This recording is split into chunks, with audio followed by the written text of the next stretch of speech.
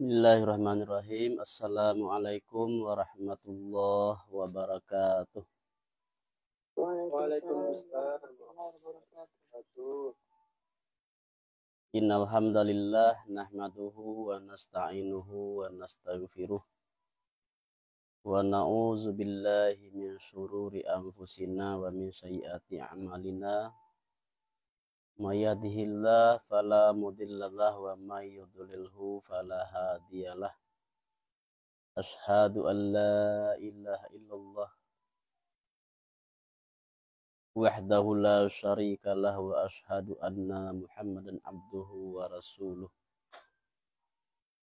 Allahumma shalli wa sallim ala sayyidina wa maulana Muhammadin wa ala alihi wa sahbihi ajma'in.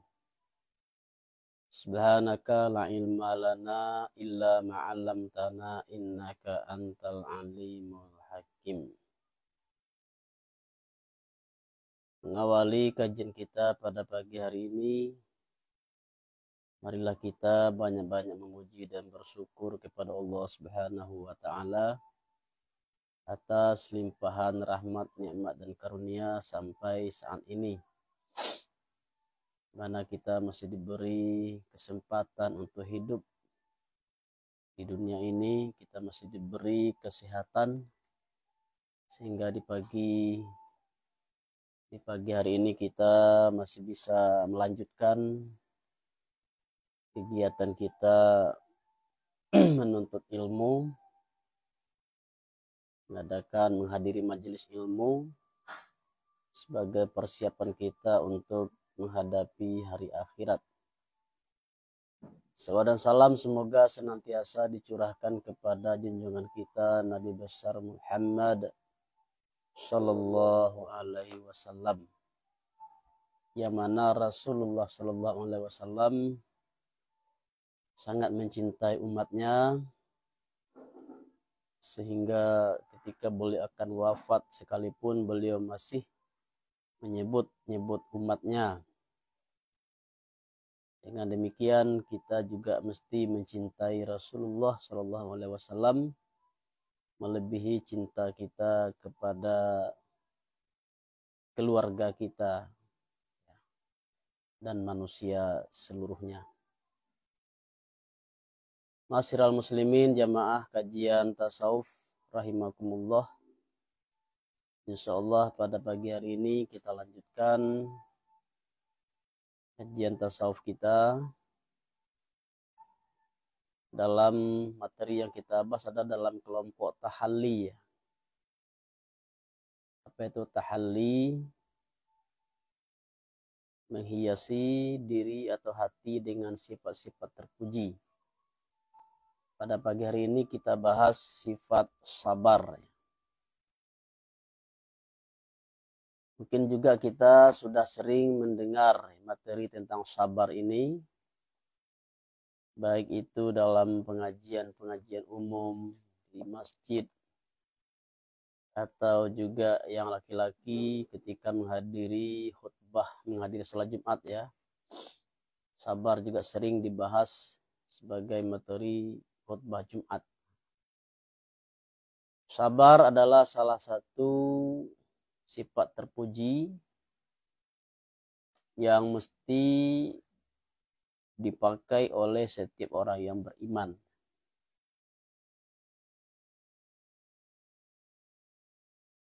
Dan sabar ini adalah sesuatu yang sangat terpuji. Di mana dalam kehidupan ini orang mengatakan hidup itu bagaikan roda. Kadang berada di atas, kadang di bawah. Dalam kehidupan ini kita tidak bisa memastikan kita selalu berada di atas. Tidak mungkin kita selalu berada dalam kondisi sehat walafiat misalnya. Tidak ada jaminan kita selalu berada dalam kemudahan rezeki. Tidak ada jaminan kita selalu mendapatkan apa-apa yang kita cita-citakan. Dalam hidup ini tidak ada yang mustahil ya. tidak mustahil. Atau dalam hidup ini mungkin ada kita ditimpa oleh musibah, ujian, dan cobaan. Sebagai manusia itu suatu yang lumrah kita temui dalam kehidupan. Maka ketika kita berada di bawah seperti roda yang saya katakan tadi, ketika kita ditimpa musibah, ketika kita diuji oleh Allah Subhanahu wa taala, ketika ditimpa sakit misalnya atau kehilangan, baik itu kehilangan harta, kehilangan orang yang disayang, itu mesti kita hadapi dengan sabar. Secara bahasa, sabar itu artinya para ulama mengatakan adalah berasal dari maknanya adalah sesuatu yang pahit, empedu. Jadi sabar itu identik dengan kepahitan, keperitan. Karena memang sabar itu adalah secara istilah artinya menahan diri pada sesuatu yang tidak kita sukai. Itu definisi sabar secara istilah. Jadi ada suatu kondisi, suatu keadaan kita tidak menyukai kondisi itu, lalu di situ kita menahan diri. Kita tidak berkeluh kesah. Kita menerima keadaan tersebut. Walaupun pahit. Itu dikatakan dengan sabar. Allah Subhanahu wa taala berfirman dalam Al-Qur'an, A'udzubillahi minasyaitonirrajim, Bismillahirrahmanirrahim. Walanabluwannakum bisyai'in minal khauf wal ju' wa naqsin minal amwal wal anfusi was samarat. Wa basyiris sabirin. Alladzina idza asabathum musibah qalu inna lillahi wa inna ilaihi raji'un. Sesungguhnya kami uji kalian dengan sesuatu dari ketakutan, kelaparan, kekurangan harta, dan diri. Kurang harta, wa nafsin wal anfus, dan diri dengan sakit, dengan terbunuh. Kemudian berilah kabar gembira kepada orang yang bersabar. Siapa orang yang bersabar? Yaitu orang yang apabila mereka ditimpa musibah, mereka berkata, sesungguhnya kami ini milik Allah. Dan kepadanya lah kami akan kembali. Ya Allah Subhanahu wa taala dalam Al-Qur'an berfirman bahwa musibah yang menimpa manusia itu adalah ujian dari Allah. Ujian keimanan. Apakah iman kita ini benar-benar atau hanya sekedar iman yang tidak serius atau iman yang main-main? Allah Subhanahu wa taala berfirman dalam ayat lain, A'udzubillahi minasyaitonirrajim. Ahasiban nasu ayyutraku ayyaqulu amanna wa hum la yuftanun. Apakah manusia itu mengira setelah mereka mengatakan kami beriman, apakah manusia itu mengira mereka ditinggalkan begitu saja setelah mereka mengatakan kami beriman dan mereka tidak diuji? Jadi jangan kita mengira setelah kita mengatakan saya sudah beriman, Allah biarkan, Allah langsung terima begitu saja. Tidak, Allah uji dulu. Apakah kita benar-benar beriman atau tidak. Ujian inilah yang nanti akan membuktikan kita betul-betul serius dalam keimanan itu. Kalau kita bersabar, maka itu buktinya bahwa kita orang yang betul-betul beriman.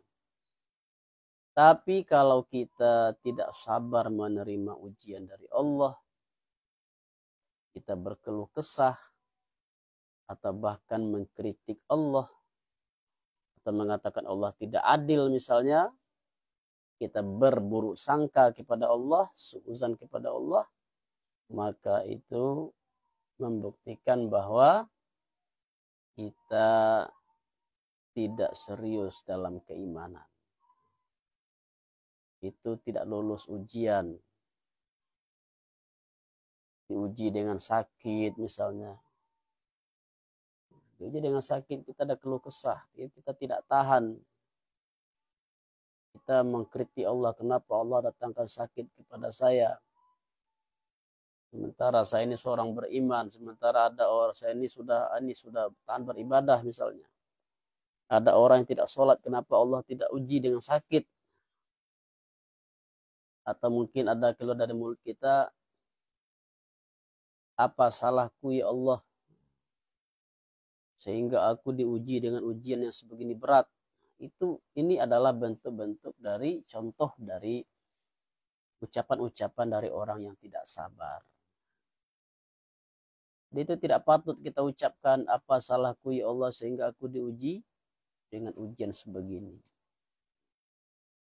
Padahal kalaupun kita tidak ada dosa sekalipun, itu sah-sah saja Allah datangkan sakit, Allah datangkan ujian kepada kita. Kenapa? Karena kita ini adalah hamba Allah.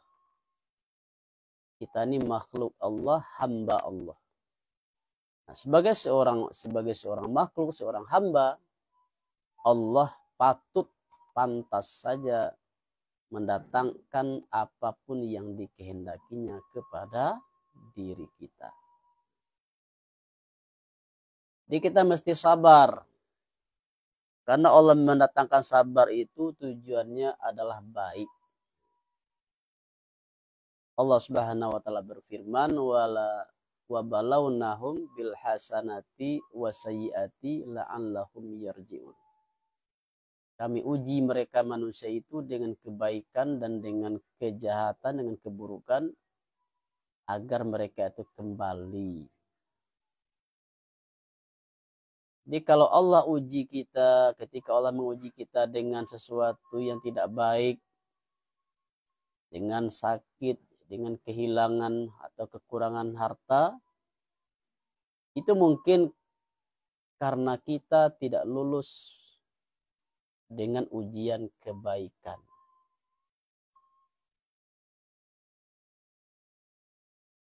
Jadi ujian itu bukan hanya yang berupa keburukan ya. Allah mendatangkan nikmat itu juga ujian sebetulnya. Allah datangkan sehat, Allah beri kita harta yang banyak. Kadang manusia tidak lulus ujian kebaikan itu. Artinya ia tidak menyadari itu pemberian Allah, sehingga dia tidak bersyukur. Insya Allah nanti akan kita bahas ya dalam pertemuan minggu depan tentang syukur. Ia tidak ingat, tidak sadar siapa yang beri rezeki. Tidak sadar siapa yang beri sehat. Dia seolah-olah tidak menghargai pemberian Allah, nikmat Allah. Maka ketika itu Allah uji dengan keburukan, dengan kejahatan, dengan hal-hal yang negatif. Allah datangkan sakit. Nah, ketika sakit baru ingat Allah. Jadi bagaimanapun lalainya manusia kepada Allah ketika sehat, insya Allah ketika sakit, setidak-tidaknya ingat kepada Allah. Ketika sehat, mungkin tidak pernah zikir. Tapi ketika sakit, otomatis langsung menyebut nama Allah. Bahkan mungkin lidahnya tidak henti-henti zikir menyebut nama Allah. Ya Allah, sakitnya ya Allah, ya.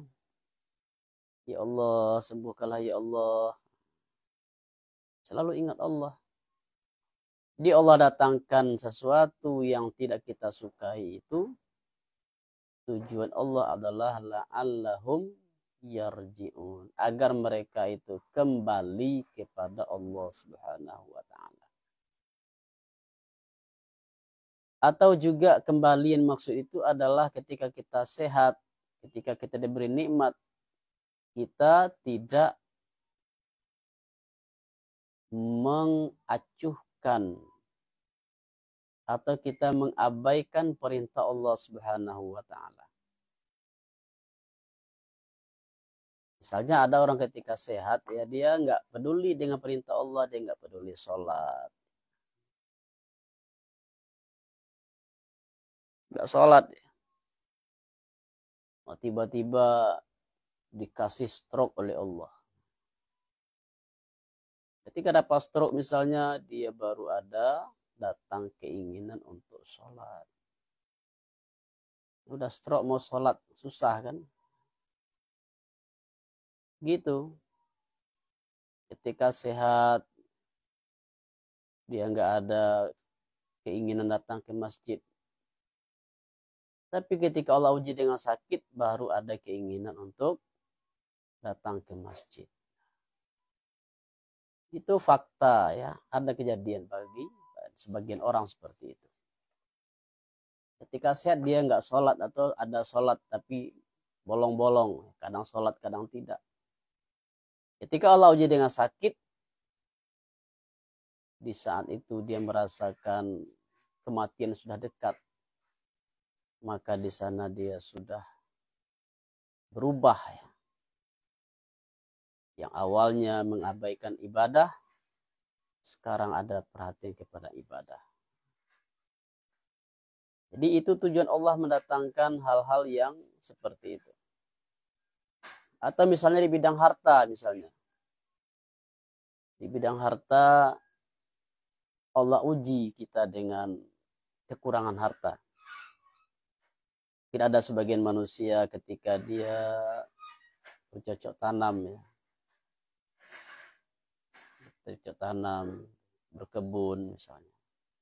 Tanam padi. Ketika dia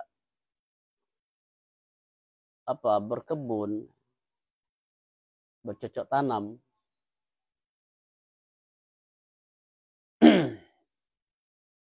ada yang Allah wajibkan yaitu zakat.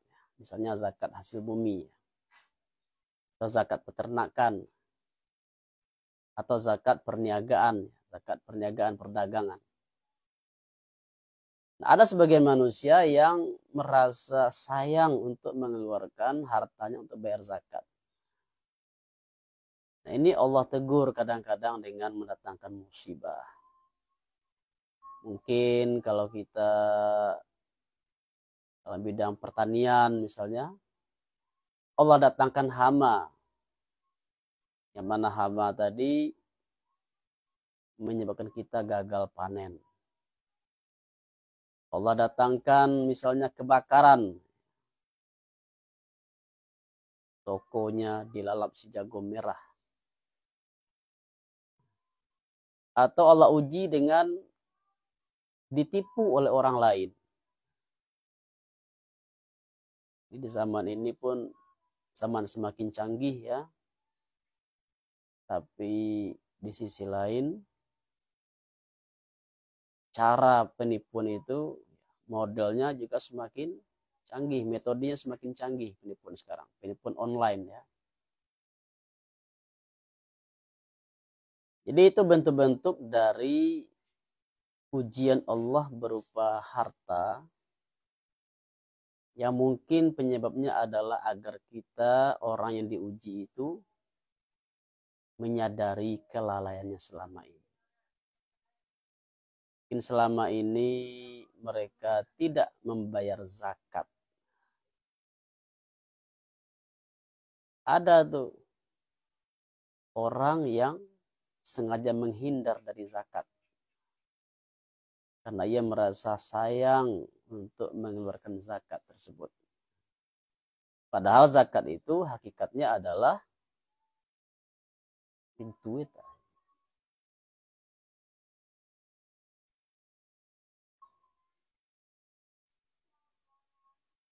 zakat itu kembali kebaikannya kepada diri kita sendiri.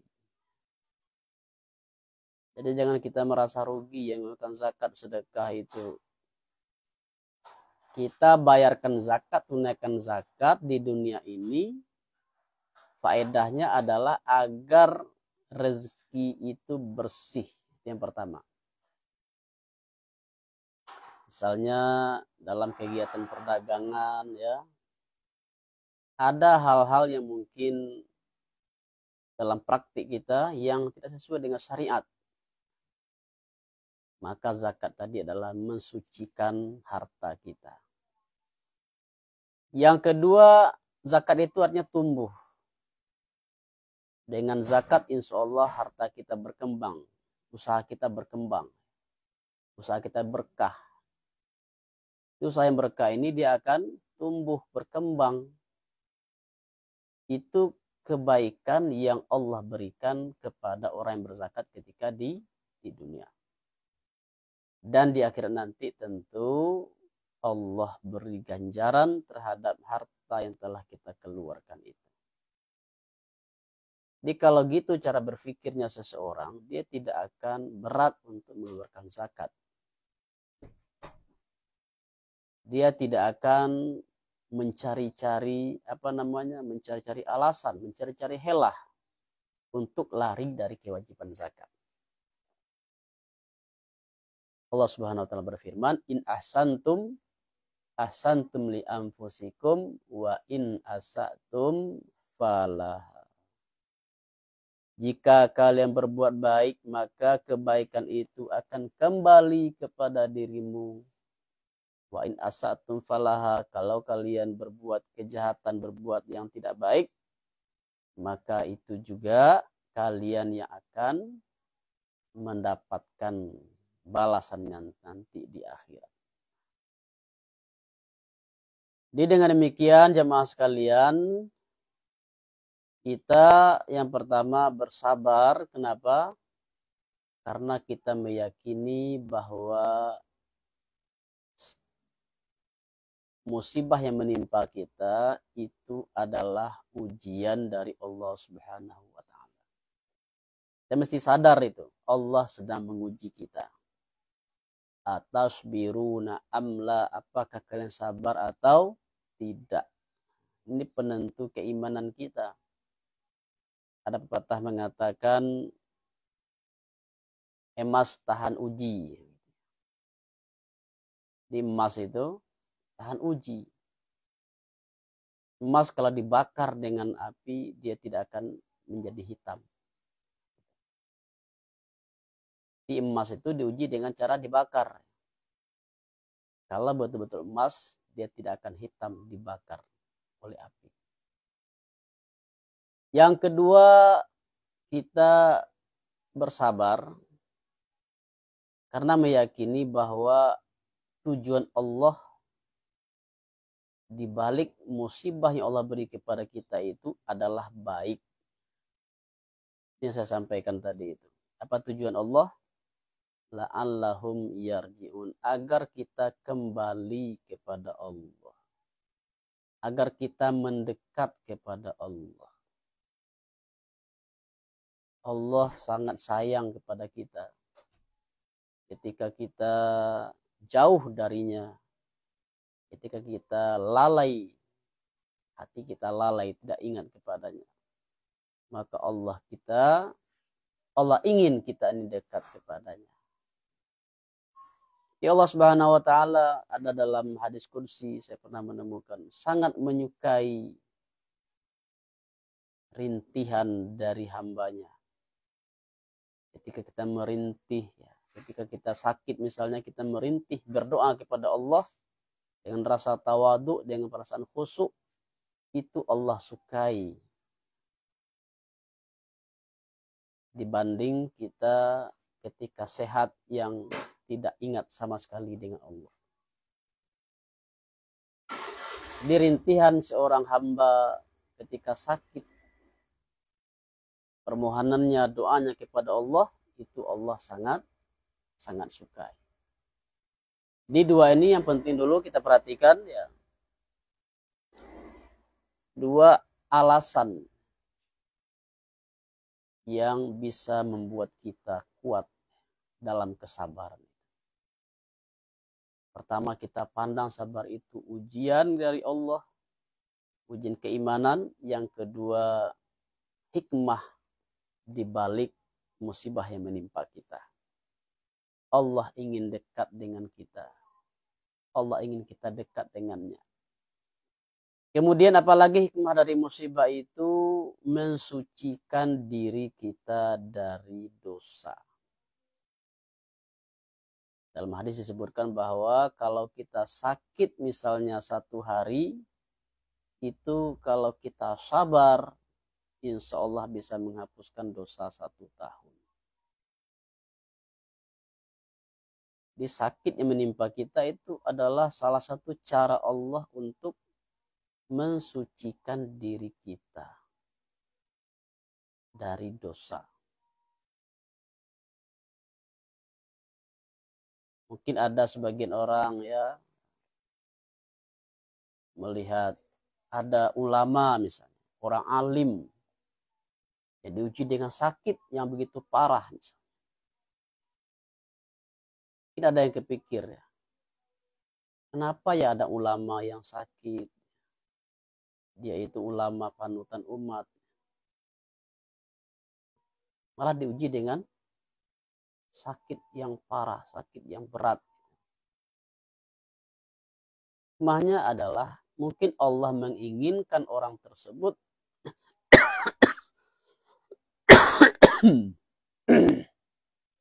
mensucikan dari dosa-dosanya.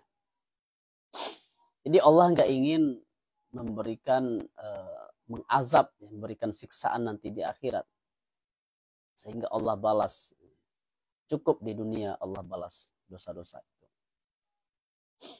Tidak ada dosa yang Allah belum bisa ampuni begitu saja, tapi Allah mesti beri juga siksaan. Nah, siksaan itu ya ketika kita hidup di dunia. Jadi baik itu sakit, baik itu kehilangan harta, itu kadang-kadang Allah datangkan kepada kita sebagai cara Allah mensucikan kita dari dosa. Jadi dengan demikian, kalau kita memahami hal seperti itu, kita bisa menerima musibah itu dengan sabar. Kita memandang bahwa musibah itu hakikatnya adalah baik. Secara zahirnya memang itu tidak baik. Tidak kita sukai. Tetapi dengan ilmu yang kita miliki yang saya sampaikan tadi, dengan pandangan ilmu, pandangan kita berubah. Kita tidak lagi memandang kepada hal yang zahir, tetapi memandang kepada hakikat. Hakikat dari musibah itu adalah baik. Allah Subhanahu wa taala berfirman, asa antakrahu syai'an wa huwa khairul lakum. Wa asa an tuhibbu syai'an wa huwa syarrul lakum. Mungkin kalian tidak menyukai sesuatu, padahal sesuatu itu baik bagi kalian. Dan mungkin juga kalian menyukai sesuatu, padahal sesuatu itu tidak baik bagi kalian. Wallahu ya'lamu wa antum la ta'lamun. Allah Maha mengetahui, sedangkan kalian tidak mengetahui. Jadi itu contoh dari musibah yang saya katakan tadi. Mungkin kita tidak menyukai musibah, bala, bencana. Tetapi kadang-kadang musibah itu baik bagi diri kita. Sebagai bentuk pengajaran, membuat kita sadar dari kelalaian kita selama ini. Itu baik. Padahal kita tidak menyukainya. Dan mungkin juga ada satu yang kita sukai. Kita suka itu sepertinya apa? Ya selalu sehat, ya, selalu dapat nikmat. Padahal kadang-kadang selalu sehat, selalu dapat nikmat, selalu dapat kebaikan itu belum tentu baik bagi diri kita. Kenapa? Karena kadang-kadang mengantarkan kita kepada kelalaian.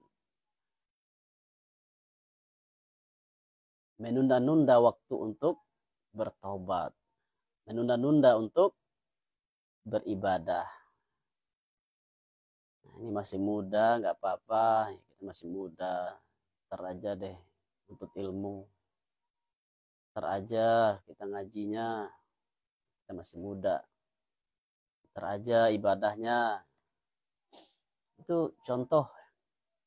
Kita merasa hidup masih panjang. Kesempatan masih banyak. Itu akibat dari kalau kita senantiasa mendapatkan nikmat, mendapatkan kebaikan dari Allah Subhanahu wa taala.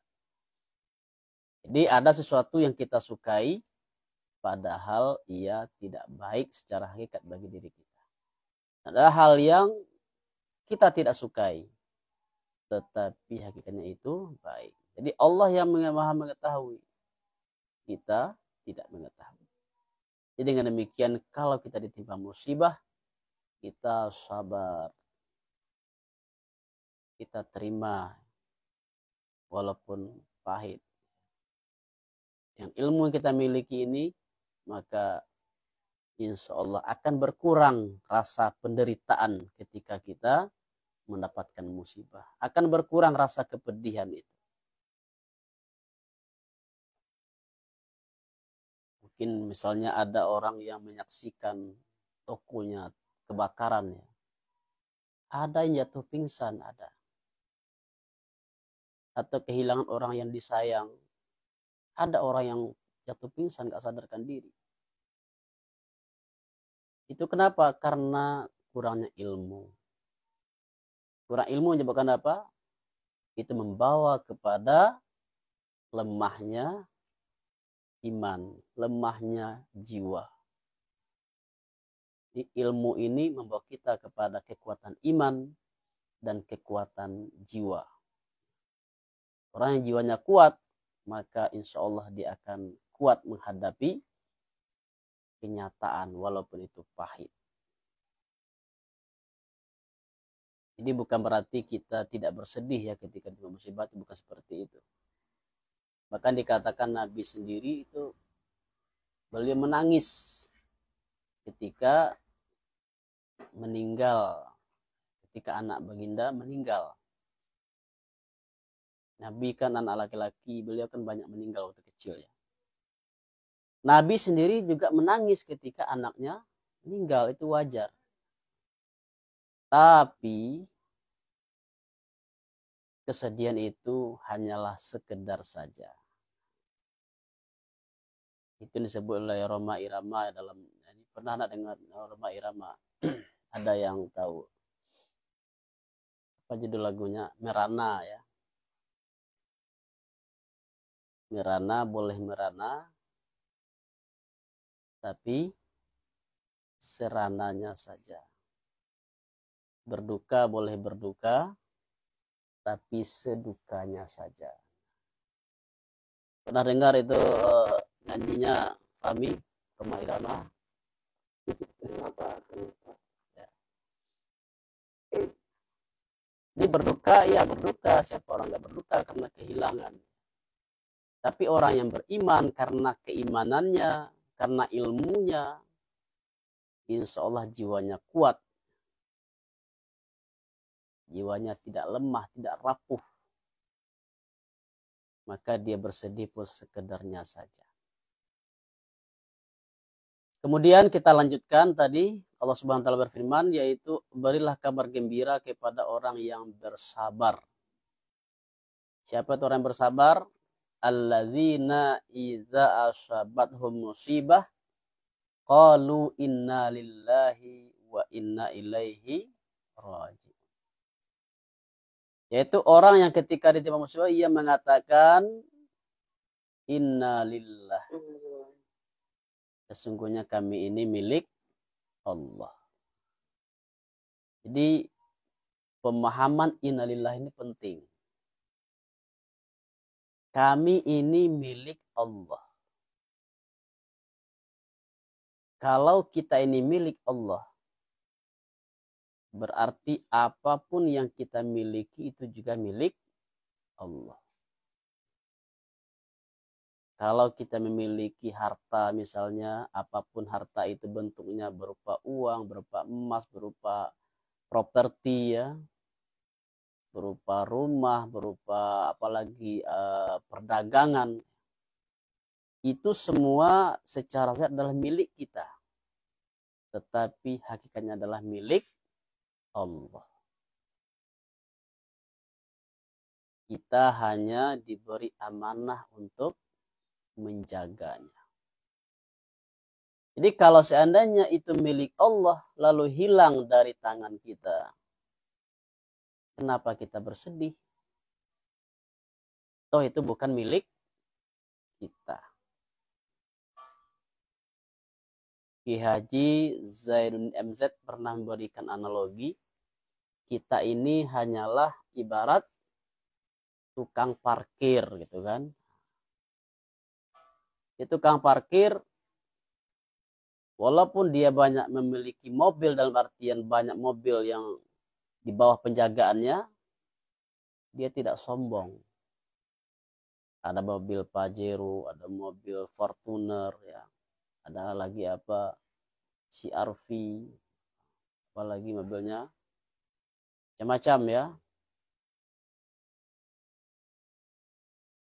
Yang kedua, tukang parkir pun ketika orang sang pemilik datang mengambil, apakah tukang parkir ini merasa sedih? Apakah dia menangis? Tidak. Kenapa? Ya, yang empunya datang mengambilnya. Nah, gitulah yang mesti kita tanamkan dalam diri kita. Jangan kita merasa bahwa harta yang kita miliki itu adalah betul-betul milik kita secara hakiki. Kita ini adalah hamba. Hamba itu budak. Seperti hamba sahaya dulu di zaman Nabi kan ada hamba sahaya ya, zaman jahiliyah. Hamba sahaya ini manusia yang dimiliki oleh seseorang.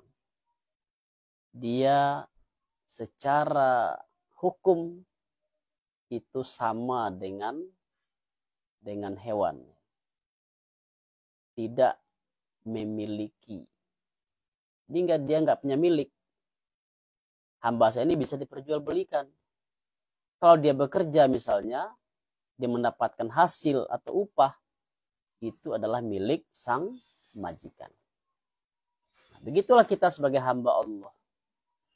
Sebagai hamba, hakikatnya kita ini tidak memiliki. Yang ada hanyalah sabah milik. Satu sabah milik serupa dengan milik. Contohnya adalah seperti kandang kambing. Orang bilang kandang kambing. Apakah kandang kambing itu milik kambing?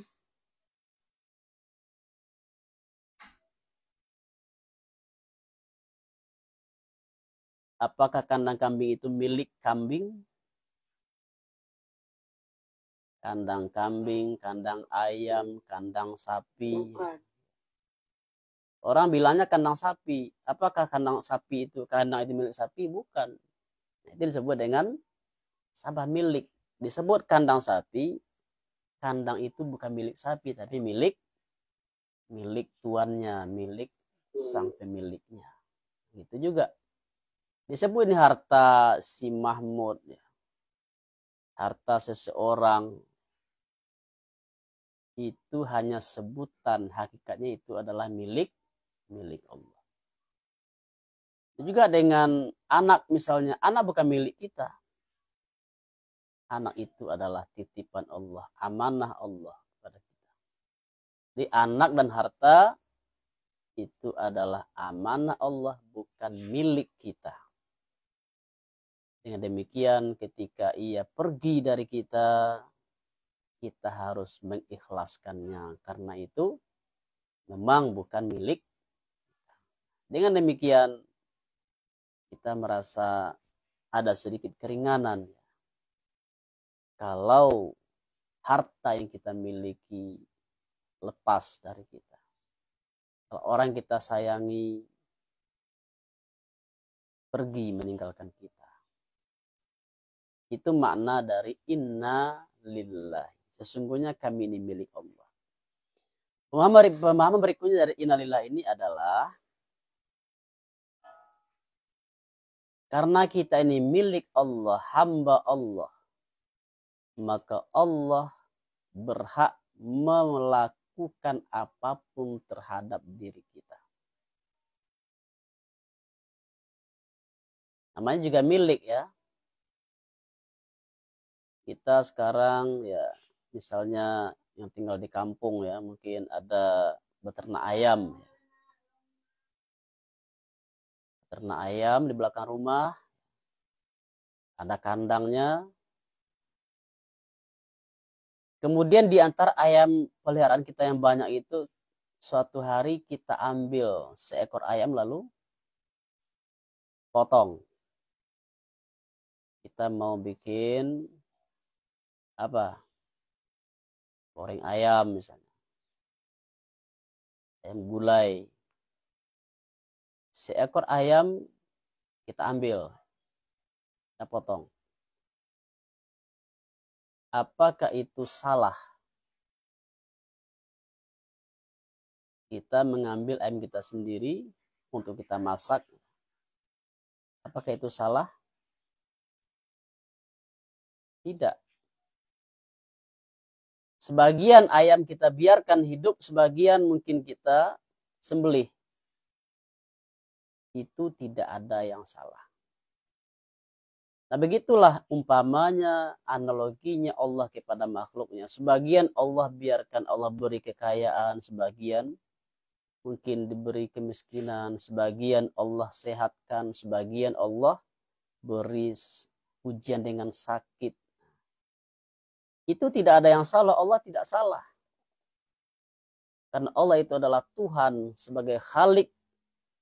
Kita ini adalah makhluk dan hambanya. Allah berhak. Sah-sah saja Allah memperlakukan apapun yang dikehendakinya kepada makhluk dan hambanya. Ini disebut dengan fa'alul lima yurid. Allah melakukan, memperbuat apa yang dikehendakinya. Jadi kita sabar, kita terima semua yang Allah berikan kepada kita. Ma'asyiral muslimin rahimakumullah. Jadi itu pemahaman dari inna lillahi wa inna ilaihi raji'un. Kalau kita memahami ini, insya Allah kita bisa menjadi orang yang sabar, kita bisa menerima keadaan musibah yang menimpa kita, walaupun sebetulnya itu pahit ya, awalnya pahit untuk diterima. Tapi dengan ilmu kita berpikiran positif, memandang bahwa secara zahir sabar ini, secara zahir musibah ini adalah tidak baik, tetapi secara hakikatnya musibah itu baik bagi diri saya. Allah menginginkan kebaikan kepada saya. Jadi sebetulnya secara hakikat musibah itu juga nikmat dari Allah. Nikmat kebaikan. Walaupun dari segi zahirnya itu adalah sesuatu yang tidak baik. Ma'asyiral muslimin rahimakumullah, Allah Subhanahu wa taala berjanji dalam Al-Qur'an, innama yuwaffas sabiruna ajrahum bighairi hisab. Hanya sesungguhnya orang-orang yang sabar itu disempurnakan ganjarannya tanpa hisab. Ini ganjaran bagi orang yang bersabar ya. Allah beri ganjaran kepada orang yang bersabar, yaitu bighairi hisab, ganjaran yang tanpa batas. begitu besarnya ganjaran Allah beri kepada orang yang bersabar.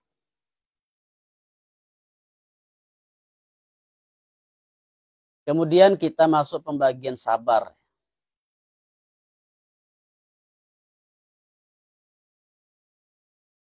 Para ulama membagi sabar itu kepada yang pertama adalah sabar terhadap musibah yang baru saja kita bahas.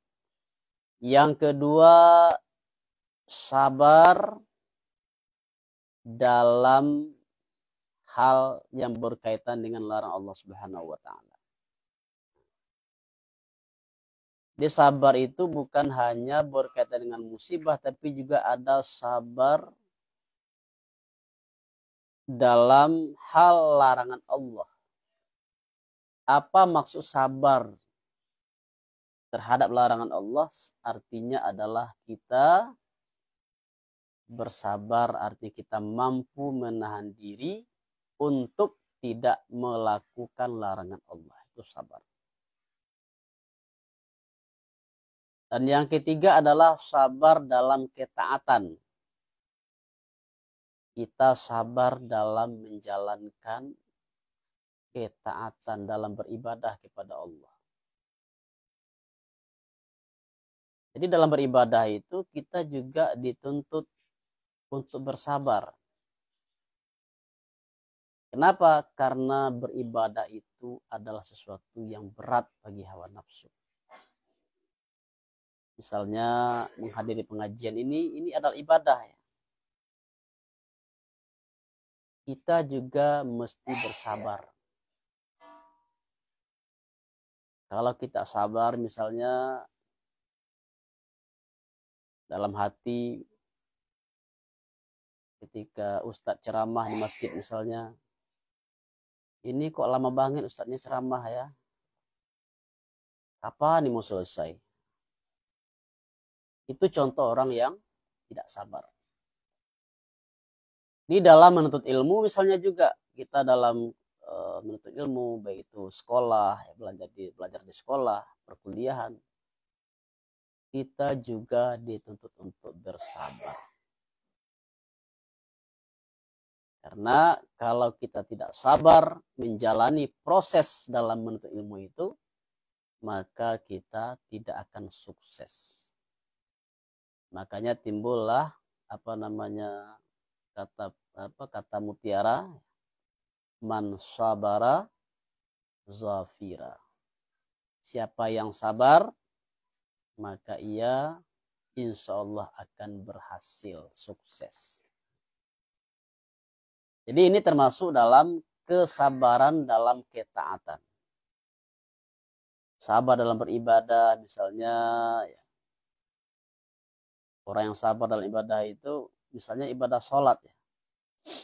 Orang yang sabar dalam ibadah sholat akan terlihat dia tenang dalam beribadah. Tidak terburu-buru. Ini menandakan dia sabar.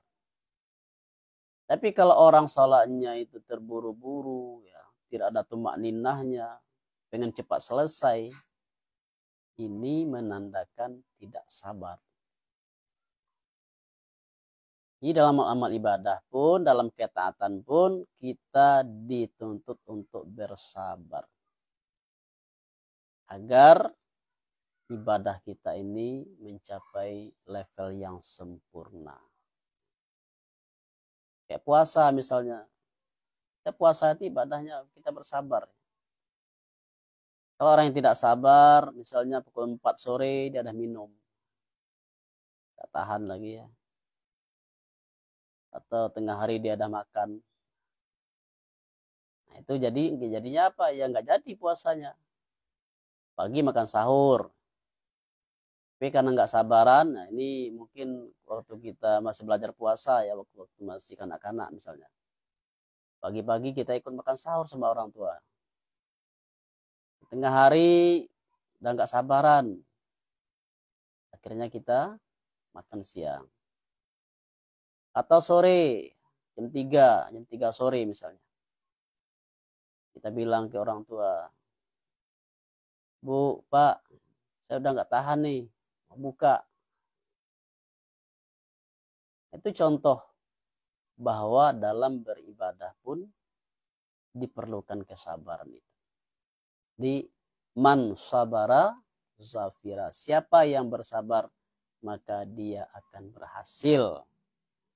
Kalau masuk dalamnya itu adalah menuntut ilmu, itu termasuk ibadah. Jadi begitu juga kita ini dengan pengajian ini, misalnya orang yang bersabar adalah orang yang insya Allah akan terus mengikuti pengajian ini, tidak mundur ya di tengah jalan. Itu bukti orang yang bersabar dalam menuntut ilmu. Jadi sabar dalam menuntut ilmu ini akan menghasilkan istiqamah. Istiqamah, dia teguh pendirian, dia tidak mudah goyah. Jadi itu jenis sabar. Yang pertama tadi adalah sabar dalam terhadap musibah. Yang kedua, sabar terhadap perbuatan maksiat dengan arti menahan diri untuk tidak melakukannya. Yang ketiga, sabar dalam ketaatan. Itu bagaimana kita bisa menahan diri dengan baik ketika menguatkan diri kita dalam melakukan amal ibadah.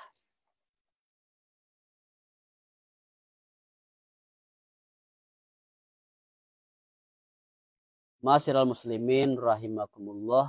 Jadi dengan demikian sabar adalah suatu sifat yang mesti kita mendapatkan perhatian bagi kita ya. Karena dalam hidup ini mungkin hidup kita tidak selalu mulus-mulus saja, baik-baik saja. Kadang-kadang kita ada ditimpa musibah, ditimpa bala bencana, maka di situ perlu kita hadapi dengan sabar. Kemudian juga sabar yang lain juga perlu kita miliki, itu sabar dari perbuatan maksiat. Artinya kita memiliki kekuatan untuk menahan diri kita jangan sampai terjerumus kepada perbuatan maksiat. Dan yang ketiga adalah sabar dalam ketaatan, dalam arti kita bisa menahan diri ketika kita melakukan amal ibadah, mendirikan amal ibadah. Kita bisa mengamal ibadah itu dengan baik ya, dengan artinya tidak ada keinginan kita untuk segera ya, selesai dari ibadah itu. Jadi kita bisa melaksanakan ibadah itu dengan tenang, itu dengan berkat adanya kesabaran dalam hati kita. Mungkin demikian dulu dari saya. Sebelum kita tutup, jika ada pertanyaan, silakan.